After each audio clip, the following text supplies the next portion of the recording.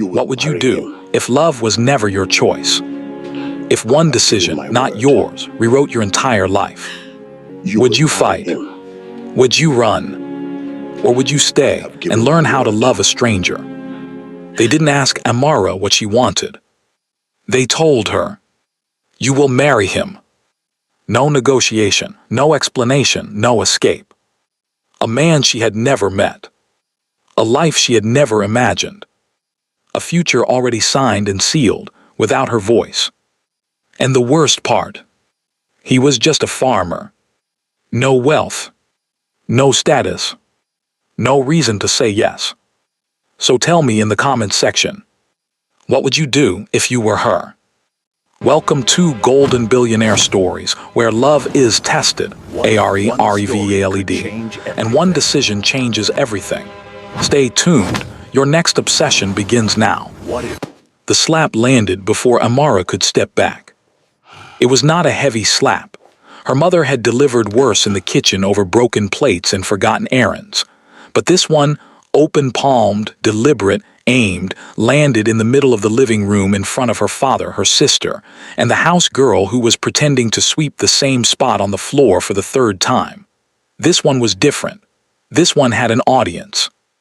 "You will do as I say," Chief Bartholomew Obichi said, his voice so calm it was frightening. He was a large man, the kind whose presence filled rooms before he opened his mouth. He adjusted the collar of his agbada and sat back down in his chair. "You will marry Daniel Uchenna. The arrangements are already made. I have given my word."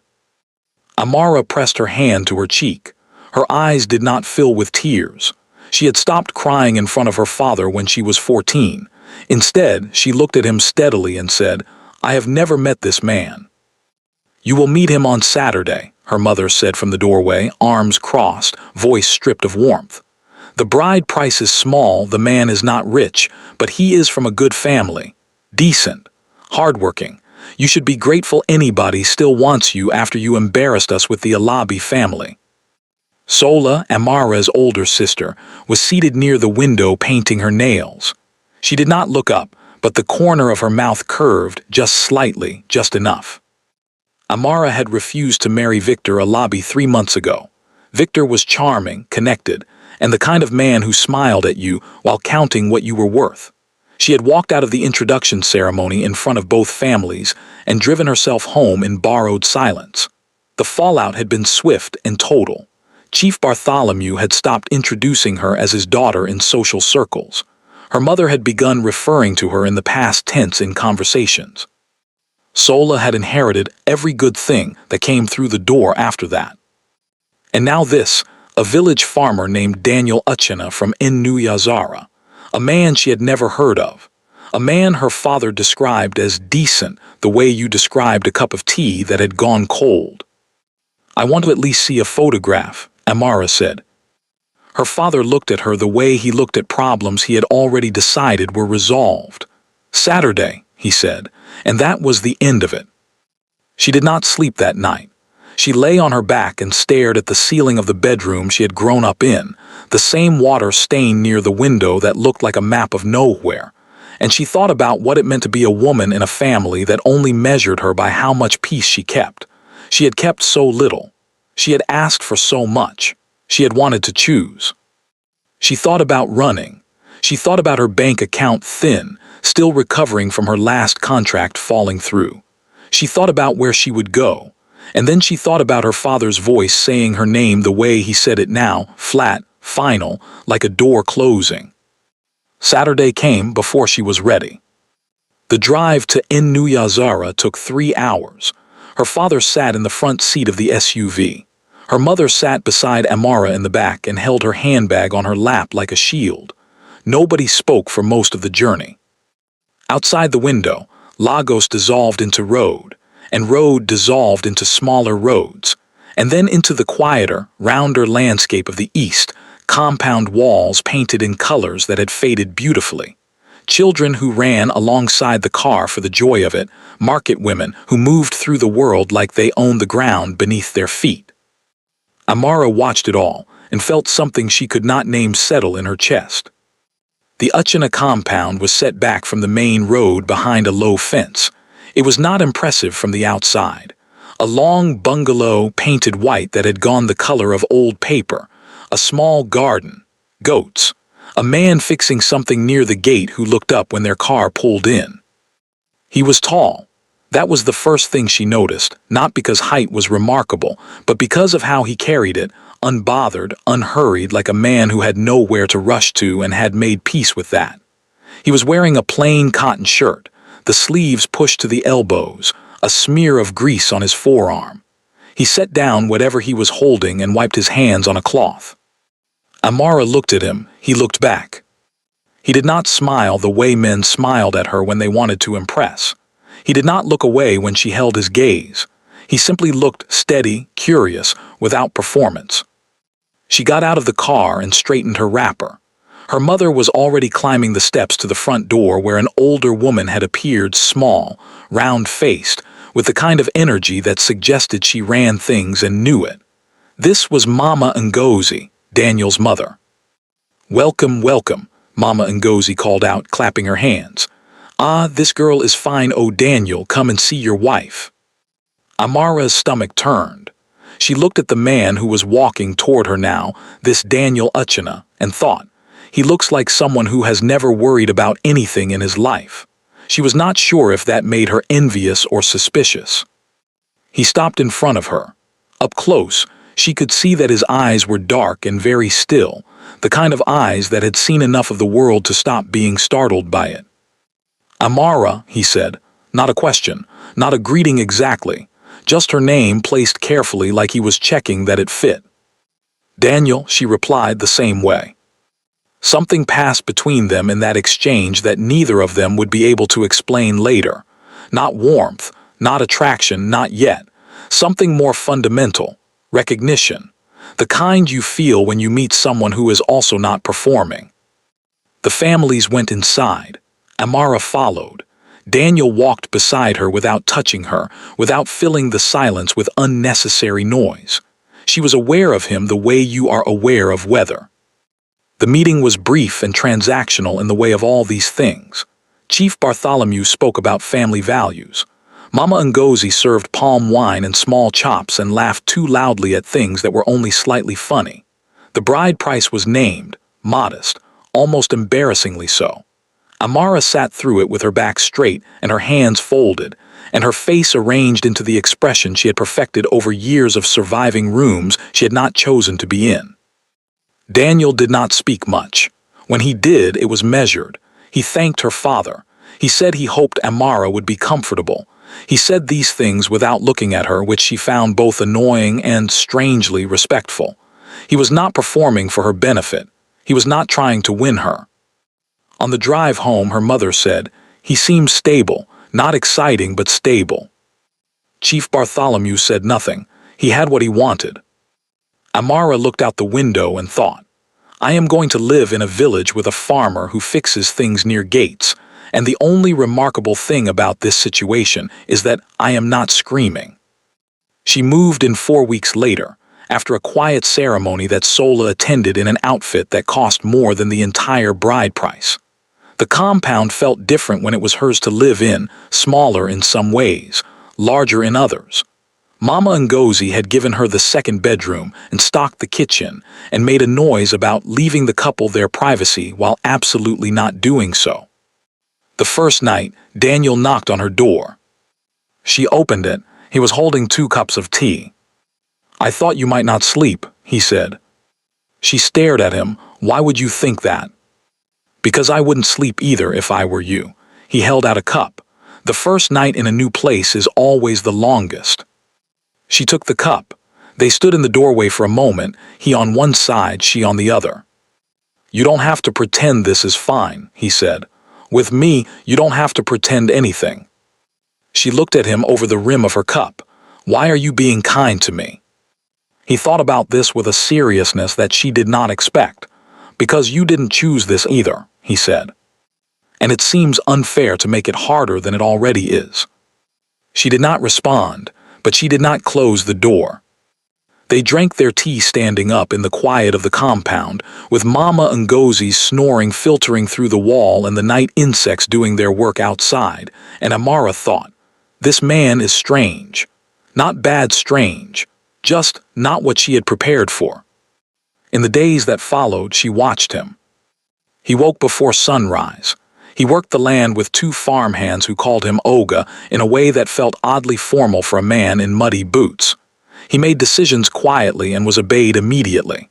He read in the evenings real books, dense ones, not the kind you kept on a shelf for aesthetics. He cooked once a week, and the food was better than anything she had eaten at home. She noticed things.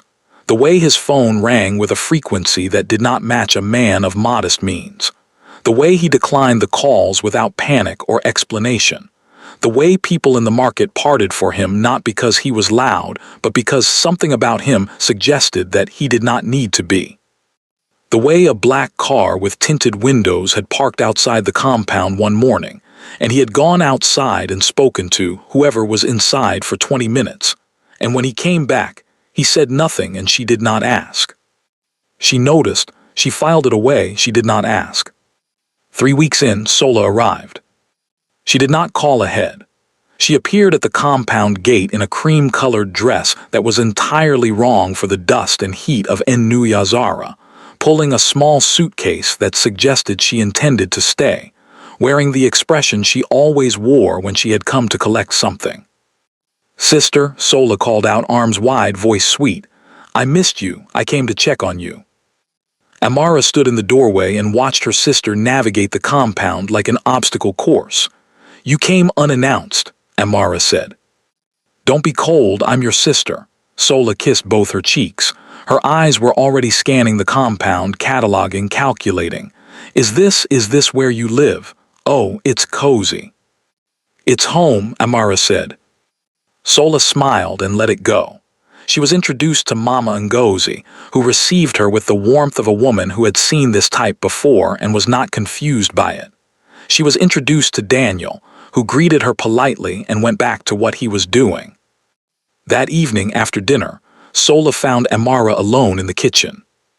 "He seems simple," Sola said, keeping her voice low, her tone generous as a gift. "Not bad, just not what you deserve." Amara washed a plate and said nothing. "Victor is still asking about you," Sola continued. "The Alabi family hasn't given up. Victor himself told Daddy he's willing to start fresh, properly this time. No introduction ceremony, just a quiet meeting between the two of you." "No," Amara said. "You haven't even heard the—" "No, Sola." Sola set her cup down. Her voice softened in the way it did when she wanted to land something harder. "Amara, look at where you are. You're a smart woman living in a village with a man who can barely afford a decent car. You don't have to do this. There is a way out. Daddy will accept it. He would even be relieved." Amara turned to face her. "You know what I find interesting? You never came to visit when I was living in Lagos and struggling to pay my rent. You never called when I was sick last year and asked if I needed anything. But the moment there's a man involved with money, then you come. Then you're concerned about my welfare." Sola's face flickered. Something moved across it too fast to name. "That's not fair," she said quietly. "No," Amara agreed. "It isn't." She dried her hands on a cloth and walked past her sister. "The guest room is yours tonight. Sleep well." But Sola did not sleep well. She lay in the guest room listening to the sounds of the village, so different from the Lagos noise she had marinated in all her life. And for the first time in a long time, she felt something that was not ambition or strategy or the familiar ache of wanting more. She felt afraid. She felt the specific fear of a woman who has spent so long being the chosen one that she has forgotten how to be anything else. She left the next morning before anyone was fully awake. She did not say goodbye to Amara. She said goodbye to Mama Ngozi, who patted her hand and said, "Safe journey, my dear. Come back when you are ready to be still." Sola did not know what that meant. She got in her car and drove. 2 days after Sola left, something shifted. Amara was in the garden. She had started helping with it, first because she had nothing else to do, and then because she discovered she liked the simplicity of it, the way the soil cooperated if you approached it with patience. When a convoy of 3 cars arrived at the compound. Not village cars, city cars. Black, polished, silent. Men in suits got out. They carried folders and tablets and the general energy of people whose time was expensive and scheduled. Daniel came out of the house. He was still in his work clothes, but he moved differently now, or perhaps she was seeing him differently, with the quiet authority of a man who was accustomed to rooms arranging themselves around him. He greeted the men. He directed them to the parlor. He glanced at Amara once briefly, and something in his eyes said, "Not yet." She stayed in the garden, but she listened. She could not hear the words through the window, only the rhythm of the conversation, Daniel's voice even and steady, the visitors' voices deferential, one of them saying something that sounded like the board approved, and another saying something that sounded like the Abuja property. She heard laughter, Daniel's genuine, not the performance kind. The men left 40 minutes later. They shook his hand. One of them nearly bowed. Amara was still in the garden when Daniel came to find her. He sat on the low wall beside the beds of tomatoes and said nothing for a moment. She continued working. The silence between them had become comfortable in the way of silences that are not avoiding something but simply resting. "You have questions," he said. "I have observations," she replied. He looked at her. "Ask me." She sat back on her heels and looked at him steadily. "Who are you, Daniel?" He was quiet for a moment, not evasive quiet, thinking quiet. "I am exactly the man you have been living with for the past month," he said. "I am also other things." "The cars," she said. "Yes." "The calls you don't answer in front of me."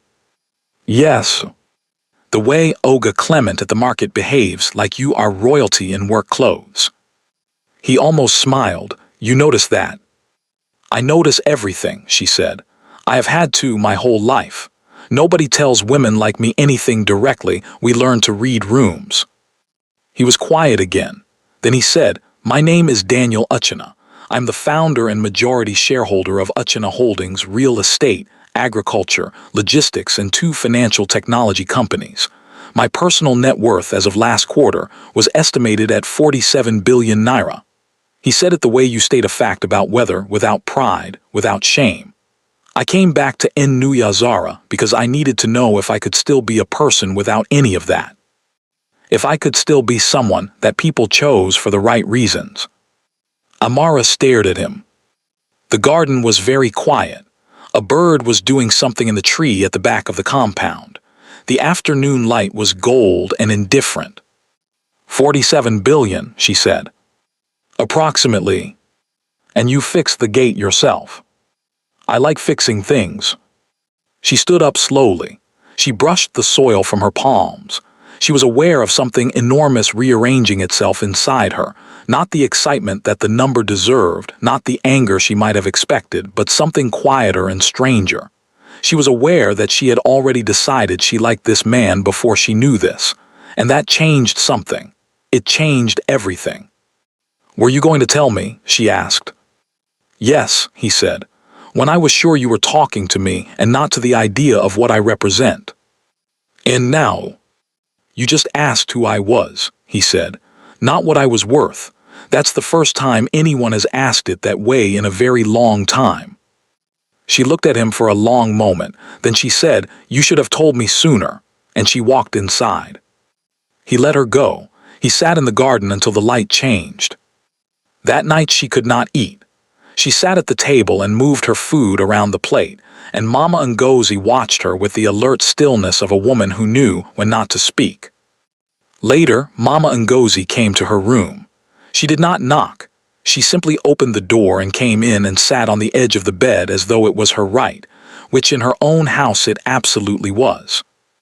"You are not angry about the money," Mama Ngozi said. "No," Amara admitted. "You are angry because you feel foolish." Amara looked at the older woman.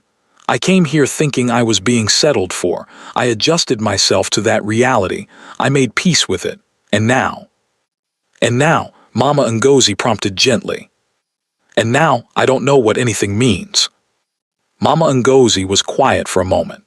Then she said, "When Daniel was 28, A woman left him because she found out how much money he had and decided she deserved better treatment than a man she believed had been hiding things from her. When he was 32, a different woman stayed with him because of the money and spent 4 years performing a version of love that looked real from the outside and was hollow from the inside. He came back here because he said he wanted to meet someone who had chosen him when she thought he had nothing. She paused. He did not expect your father to send you. He did not arrange this. When I met you at that gate, I thought, here is someone who is not pretending. Someone who is enduring this, yes, but not pretending it is something it isn't. Amara was very still. He likes you, Mama Ngozi said, standing up with the ease of a woman younger than she appeared. Not because you are beautiful, though you are, because you are real. That is the rarest thing. She walked to the door. Think about it. The money was always going to come. What you are deciding tonight is whether you want the man. She left. Amara sat in the darkness for a very long time. The next morning she found Daniel at the gate, of course, doing something to the latch that had been stiff since she arrived. The board meeting in Lagos, she said, by way of starting. Was that what those men came about? He looked up. Yes, the Abuja property development has moved to final approval. And the agricultural logistics company. Is that why the farmhands call you Oga with that particular tone? He set down his tool. Partly. I own the cooperative they are contracted through. So the farm is real. I genuinely farm here. It is also a pilot program for the cooperative. He looked at her steadily. Everything I told you and showed you is real. I just did not tell you the full picture. Amara leaned against the gate post. I have been thinking about what your mother said. She talks too much, he said, but not unkindly. She said you want someone who chose you when they thought you had nothing. She paused. I didn't choose you, I was sent here. He was quiet. But I think, she continued slowly, that I would have chosen you if I had met you somewhere else, if my father had not been involved, if it had been my own decision. She looked at the gate, the garden beyond it, the slow sky above the compound. I think I would have chosen this, not the money, this, you. The silence that followed was the kind that holds something precious in it. I am not easy, she added. I don't pretend. I have opinions that make people uncomfortable. I refused a marriage that would have solved my family's social problems because I will not spend my life performing for a man who doesn't see me. I am not a simple woman. I know, he said. And you still? Yes, he said, still. She looked at him. He looked back. And something that had been building since the day she stepped out of her father's car, quiet, steady, inevitable, arrived. She extended her hand. He looked at it, then at her, and shook it. Partners, she said. He smiled then, fully for the first time. It changed his face entirely. Partners, he agreed. That evening, for the first time since arriving in Nuyazara, Amara laughed. It was not a performance laugh. It was the real kind, sudden and slightly undignified, triggered by something Daniel said about the goat that had eaten through his accounts led to the previous rainy season. The story was not even that funny. But she laughed, and he watched her laughing, and something in his face went very still and very warm simultaneously. She recovered herself. He said, you should do that more. Do what? She asked. Exist without your armor on. She looked at him with something that was almost indignation and entirely self-recognition. I don't wear armor, she said. Amara, he said with infinite gentleness, you walked into this compound the first day with your back so straight it looked like maintenance. You greet my mother every morning like you are being assessed. You eat every meal like you are waiting for someone to comment on your choices. I am not judging it. I understand it. I built my own version of the same thing. I am just saying you don't have to do it here. She was quiet for a long time. Outside, Mama Ngozi had started a song to herself in the kitchen, one of those old songs that have no beginning and no end, just melody recycled through generations. My father used to say I was difficult, Amara said finally. From the time I was small. If I asked why something was the way it was, I was being difficult. If I had a preference that inconvenienced anyone, I was being difficult. I think I learned to hold myself very upright so that nobody could accuse me of taking up too much space while also being difficult. Daniel listened. He did not fill the pause with comfort or fix-it language. He simply received what she had said. Then he asked, "What did you want to be when you were small, before the difficult label?" She thought about it. "I wanted to build systems," she said, "ways of doing things that worked better than the current ways. I wanted to go into the room where decisions were made and change how the decisions happened." She smiled faintly at the memory of herself. "I told my father when I was 9. He laughed and told me to focus on my studies." "You still can," Daniel said simply. She looked at him across the table, just like that. Just like that. You have a husband who builds things for a living. You have resources. You have the clearest and most uncompromising mind I have encountered in 20 years of being in rooms with very clever people. What exactly is stopping you?" She opened her mouth and then closed it again, because the honest answer was nothing, and the weight of a nothing that had once felt like a wall was almost more than she could hold in a single dinner conversation. She picked up her fork. "I will think about it," she said. He nodded and went back to his food. He knew, the way he knew most things about her now, that thinking about it was her way of saying yes. 3 days after that dinner, Amara called an old colleague, a woman she had worked alongside at a consulting firm in Lagos who had left 2 years ago to start something of her own. The call lasted 2 hours. At the end of it, Amara had a framework, a potential first client, and the specific quiet excitement of a person who has remembered something important about themselves. She told Daniel over breakfast, "I want to consult for women-owned small businesses in this region," she said. "Business strategy, structure, positioning. Most of them are running on instinct and prayer and have never had anyone sit down with them to think through what they are actually building." "Yes," he said immediately. "I haven't finished explaining." "I know," he said. "The answer is still yes. What do you need?" She looked at him. She thought, "This is the thing no one warned me about. Not the difficulty of being with someone. The difficulty of being with someone who simply says yes, who does not negotiate your ambition down to a size that makes them comfortable, who does not ask what it means for him before he asks what it means for you." "I need an office, a business registration, and possibly the name of a very good accountant," she said. "I have all 3, he said. He poured her tea. "Eat first." What happened next did not happen quietly. Word traveled, as word does in a place where everyone knows each other's grandmother's name, that Daniel Uchenna's wife was not who people had assumed, or rather, that Daniel Uchenna himself was not who people had assumed. The whispers spread from Enuyazara to Enugu to Lagos in the way that important gossip always does, faster than any reasonable communication should allow.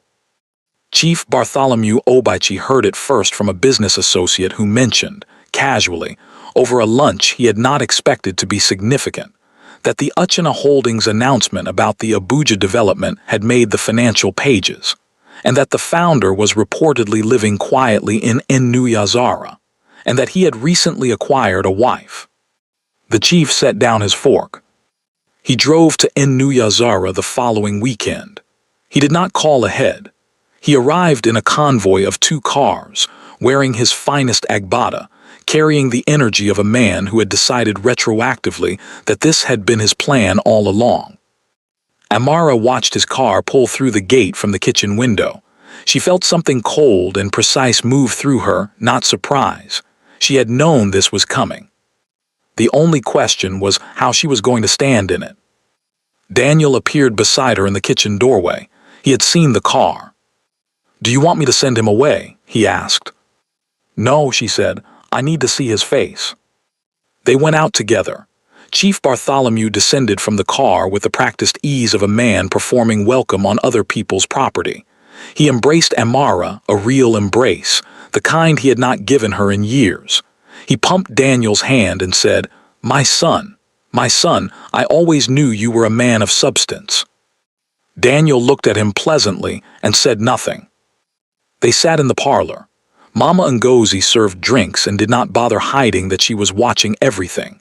Chief Bartholomew spoke at length about family, about destiny, about how he had always seen potential in Amara, how he had always believed she needed a man of real character, not just superficial wealth, and that was why he had chosen Daniel. He reframed the entire forced marriage as an act of fatherly wisdom. Amara let him talk. She sat with her hands in her lap and let him rebuild the story around himself until he was finished. Then she said, "Daddy, I was slapped in my own home and told to comply. I cried in the car for 2 of the 3 hours it took to get here. I arrived at this compound believing I had been discarded." Her voice was even. "I am not telling you this to hurt you. I am telling you because I want us to stop pretending that love was the motivation for any of that. You were protecting your reputation. I understand it, but I need you to understand what it cost me." The parlor was very quiet. Chief Bartholomew looked at his daughter. For the first time in perhaps many years, he looked at her, not through her ambitions for her, not past her toward what she could do for the family, but at her, at the steadiness in her face, at the woman who had survived being underestimated by the person who should have known her best. Something in his face shifted. It was not a collapse. It was not a dramatic admission. It was something smaller and more true, the particular exhaustion of a man who has maintained a wrong position for so long that letting it go feels like losing a limb. "Amara," he said, and then he said nothing else. But the way he said her name was different, like a door opening instead of closing. It was not a reconciliation. It was a beginning. Sola came 2 weeks later. She did not arrive with a suitcase this time. She arrived with a face that had shed its strategy, stripped down, unexpectedly young, the face of the girl she had been before the family had taught them both to compete for the same small portion of love. She sat across from Amara in the garden and said, "I owe you an apology that I have been avoiding, because giving it means admitting things about myself that I find uncomfortable." Amara waited. "I was jealous of you," Sola said. "Not of this, not the money, though God knows it is substantial. I was jealous before any of this, because Daddy could dismiss you and you survived it. He could make you feel small and you still didn't shrink. I don't know how to do that. I never learned. I just kept trying to be more beautiful, more compliant, more useful, and you just kept being yourself, and somehow that was enough." Amara was quiet for a moment. Then she said, "It wasn't enough for a long time, Sola. Don't romanticize what was just me refusing to disappear." Sola looked at her. "Can we start again?" Amara considered this. She thought about the girl painting her nails in the corner of the living room. She thought about the cream dress in the wrong weather. She thought about a car driving away before sunrise. "We can try," she said, slowly. Sola nodded.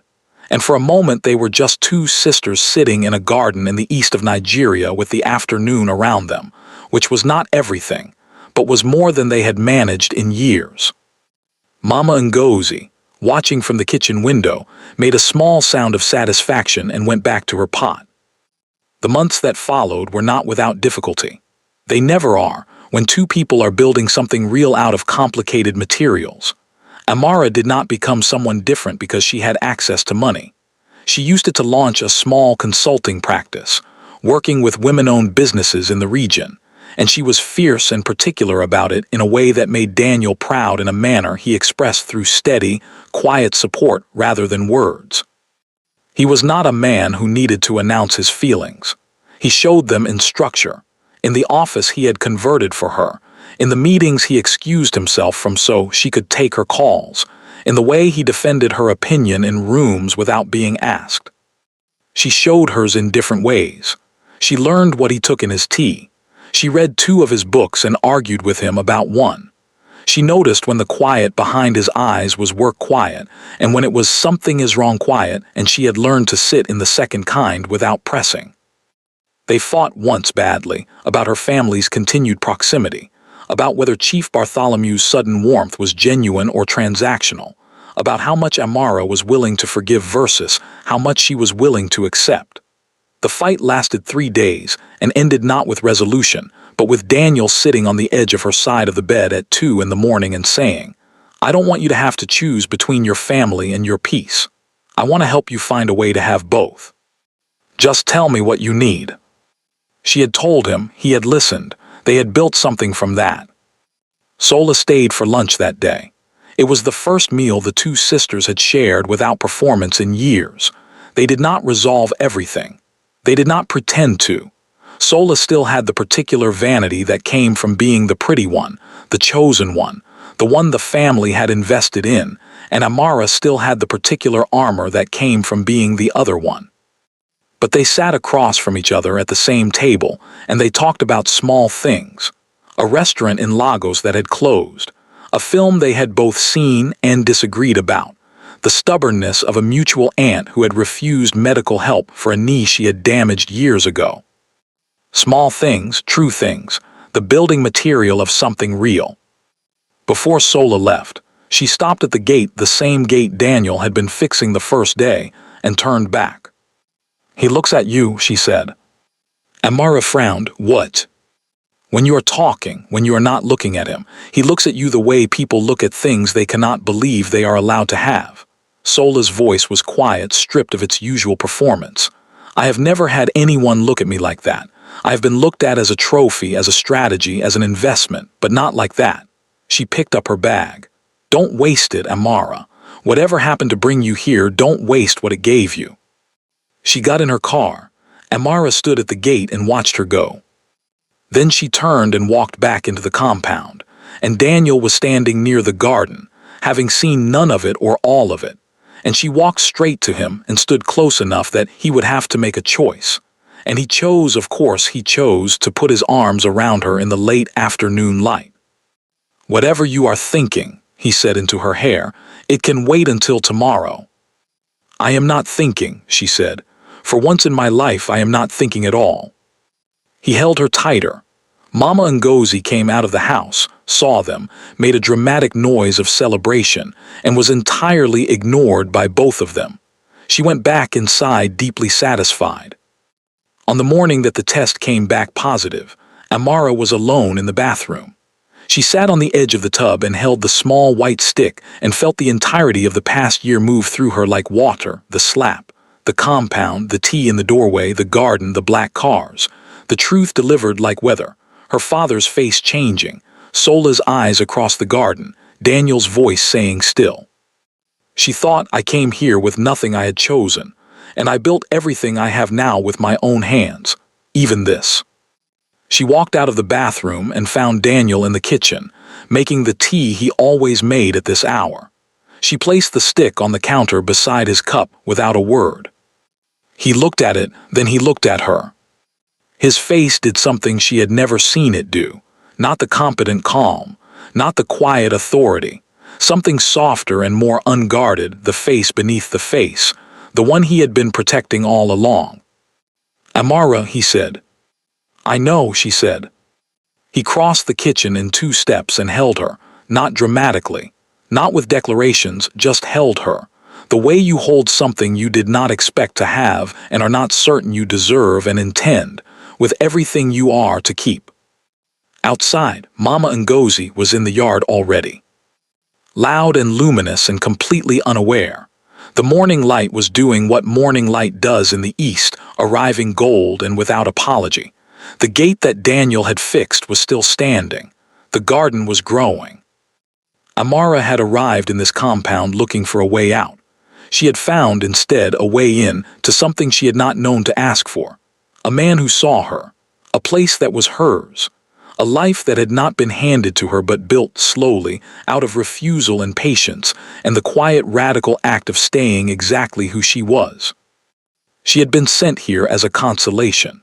She had become something no one in her family had the language to describe, because they had never seen a woman leave a burning house and come back carrying fire of her own. She had not married a poor farmer. She had married a man who needed to know if he was worth loving without the money. And she had been the woman who answered that question without knowing she was being asked. And somewhere in that exchange, without either of them quite deciding it, something had been built that neither of them could have constructed alone. If you are watching this and you have ever been told you were too much, too difficult, too unwilling to settle, stay. Your story is not finished. The part where you become exactly who you were meant to be is still being written. If this story moved you, hit that like button right now. And if you want to see more stories like this every week, subscribe and turn on notifications.